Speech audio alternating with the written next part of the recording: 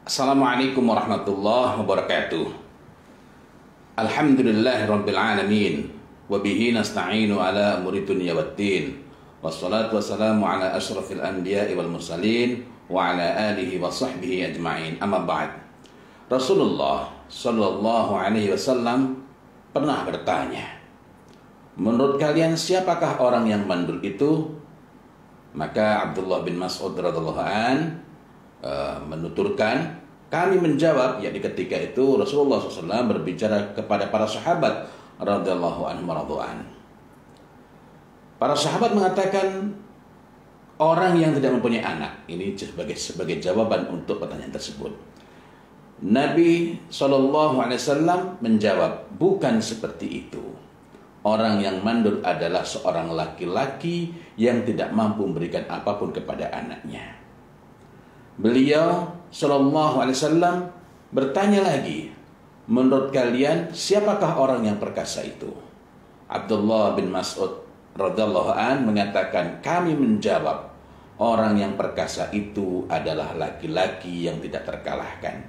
Nabi Sallallahu Alaihi Wasallam berkata, laisa bidzalik walakinnahu alladhi yamliku nafsahu 'indal ghadab. Bukan demikian, akan tetapi orang yang perkasa itu adalah orang yang dapat menguasai dirinya ketika sedang marah. Agar kita memiliki pemahaman yang lebih utuh, ini tadi adalah hadis yang diriwayatkan oleh Imam Muslim.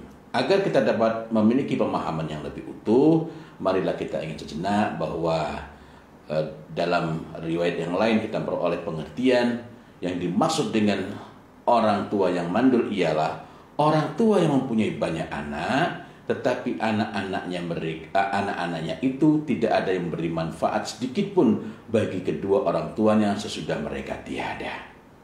Dan dalam hadis riwayat Muslim ini kita mendapatkan kuncinya, kita mendapatkan jawabannya, yakni yang menyebabkan orang tua itu mandul, bapaknya tidak memperoleh manfaat dari memiliki anak yang banyak, ibunya tidak memperoleh manfaat dari memiliki anak yang banyak, terutama untuk kehidupan akhiratnya, ialah karena seorang ayah yang tidak dapat memberikan apapun kepada anaknya. Lalu apa yang harus diberikan oleh seorang ayah? Apa hak anak atas ayahnya? Karena kita baru akan dapat mengerti setelah kita mengetahui hak-hak anak atas ayahnya, apa saja yang wajib diberikan oleh seorang ayah kepada anaknya, sehingga dari sanalah kita dapat mengukur kita sebagai ayah ini sudah belum memenuhi hak anak-anak kita. Ada berbagai kewajiban, 4 diantaranya yang ingin saya sebutkan. Pertama ialah memberikan ibu yang baik bagi anaknya. Kemudian yang berikutnya ialah memberikan sebaik-baik pendidikan, terutama berkenaan dengan iman dan agama ini. Kemudian memberikan kasih sayang dan kelembutan. Dan yang keempat, menanamkan adab yang baik kepada anak-anaknya. Sesibuk apapun kita, 4 itu tanggung jawab pokok kita. Adapun nafkah untuk anak, nafkah, biaya yang kita keluarkan untuk mereka, uang yang kita belanjakan untuk mereka, itu seukuran kemampuan ekonomi orang tua saat itu. Orang tua berlimpah harta, nafkah yang dikeluarkan banyak. Orang yang kekurangan harta, ini tidak menghalangi dia, tidak menjadikan kewajibannya untuk memberikan yang 4 tadi itu gugur. Jadi orang yang mandul disebabkan seorang laki-laki yang tidak dapat memberikan apapun kepada anaknya adalah berkenaan dengan 4 hal tadi, 4 benda tadi. Nah, yang menarik adalah setelah itu Rasulullah Muhammad SAW bertanya mengenai siapakah orang yang perkasa. Ini menunjukkan erat kaitannya, sangat kuat hubungannya antara dapat memberikan hak anak, dapat memenuhi hak anak dengan kemampuan mengendalikan diri. Lalu yang dimaksud dengan mengendalikan diri sini, yamliku nafsahu 'indal ghadab. Kaitannya dengan anak-anak itu apa? Pertama, mari kita ingat Marah itu keadaan di mana dalam tanda petik wajar kita kehilangan kendali.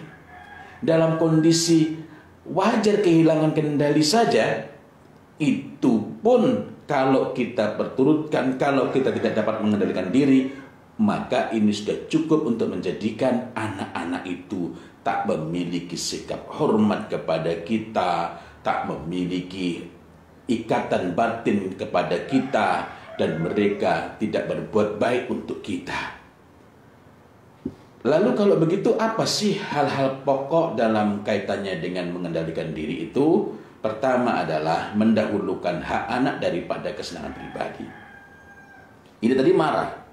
Tapi kalau yang lebih parah lagi, lebih serius lagi, nggak marah pun dia tidak dapat mengendalikan diri. Dia lebih mementingkan hobinya, dia lebih mementingkan seleranya, dia lebih mementingkan kesukaannya, dan seterusnya. Mengendalikan diri itu mengharuskan seseorang memiliki hilm, dan kita sudah berbincang tentang hilm. Sementara tidak ada hilm kecuali dengan tahallum. Tidak mampu seseorang itu melakukan tahallum, yakni secara sengaja mengendalikan dirinya, memaksakan dirinya untuk tenang dalam rangka memperoleh betul-betul kualitas pribadi yang tenang, yang lembut disertai dengan ketenangan. Tidak akan bisa seorang melakukan tahallum kecuali karena memandang penting urusan tersebut. Pernah tidak menyaksikan ada orang sedang ribut, ada orang sedang bertengkar, tiba-tiba atasan itu datang, tiba-tiba dia hening dan menampakkan sikap yang sangat berbeda, tiba-tiba bisa tersenyum. Tapi begitu atasan ini pergi, kembali lagi sikap seenaknya, atau muka marah itu tampak kembali.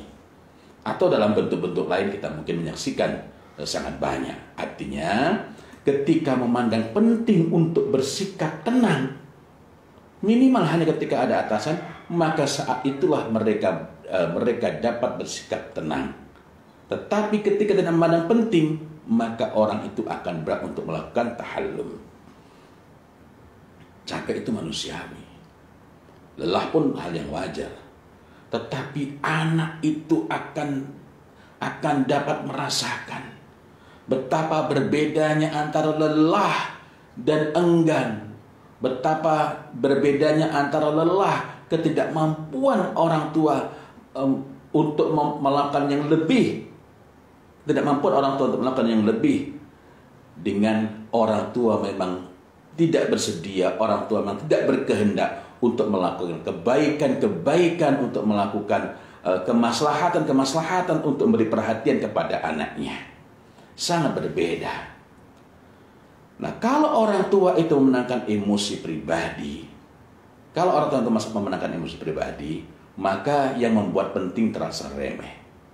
Sebaliknya, orang tua justru bahkan bisa berbalik, bahkan bisa menyibukkan, sehingga hal-hal yang sebenarnya remeh-temeh seolah-olah lebih penting daripada hal-hal yang sangat penting.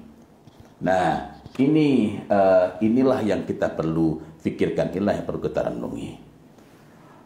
Ada yang kadang merisau, gimana kita ini kan kadang-kadang ditimpa keadaan di mana kita sedang marah.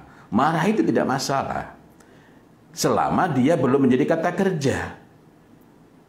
Tadi mari kita perhatikan, siapakah orang yang perkasa itu? Yamliku nafsahu indal ghadab. Jadi ghadab itu salah tidak? Tidak. Orang yang baik itu adalah yamliku nafsahu indal ghadab. Kenapa? Agar tidak berubah menjadi kata kerja. Yang diperingatkan oleh Rasulullah Muhammad sallallahu alaihi wasallam adalah la taghdab, la taghdab, la taghdab walakal jannah. Janganlah kamu, ini sebagai kata kerja, marah, melampiaskan marah. Janganlah kamu melampiaskan marah. Janganlah kamu melampiaskan marah. Walakal jannah, maka bagi kamu surga.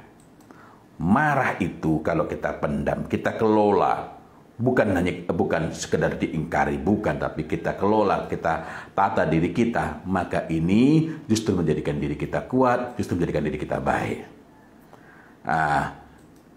Jadi mari kita perhatikan apakah yang sudah kita berikan kepada anak-anak. Jika anak-anak selama ini hanya seperti di rumah itu hanya seperti orang yang numpang saja, tidak merasakan kehadiran kita, sementara kita ini lebih menyibukkan, lebih memenangkan dengan mau kita, maka anak-anak itu tidak merasa berharga.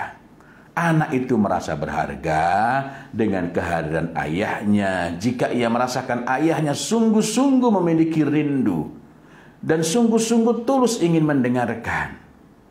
Maka hadirnya ayah, hadirnya ibu, hadirnya orang tua adalah saat yang sangat berharga untuk bercerita, bukan menyampaikan laporan seperti laporan donatur panti asuhan bernama ayah. Sekali lagi, mari coba kita renungkan apa yang sejauh ini ada pada anak-anak kita. Apakah mereka ini memiliki kedekatan emosi dengan kita? Disebabkan kita itu menguasai diri kita sehingga tidak mendahulukan mau kita, kepentingan kita, kesukaan kita, melainkan kita juga meluangkan waktu untuk mereka. We have a lot of time every day. Kita ini memiliki waktu yang sangat banyak setiap hari, betapapun sibuknya kita. Buktinya apa? Betapa banyak orang mengatakan tidak punya waktu, tidak punya kesempatan untuk berinteraksi dengan anak, bertemu dengan anak. Tetapi ketika ada hal-hal yang menarik, dia punya serangkaian nomor HP, nomor telepon yang dapat dia hubungi untuk bercerita melalui HP, melalui telepon itu. Itu menandakan orang tua itu dapat bercerita kepada orang lain karena dia meluangkan waktu. Begitu pula dengan anak-anak kita. Jadi, sudahkah kita meluangkan waktu untuk anak-anak kita? Jika tidak, mungkin kita memberikan contoh yang baik, tetapi anak tidak dapat merasakan betapa kebaikan itu sesuatu yang sungguh-sungguh perlu untuk dia ikuti. Wallahu a'lam bishawab. Ihdinas shiratal mustaqim. Billahi taufiq wal hidayah wa ridha wal inayah. Walhamdulillahi rabbil alamin. Wassalamualaikum warahmatullahi wabarakatuh.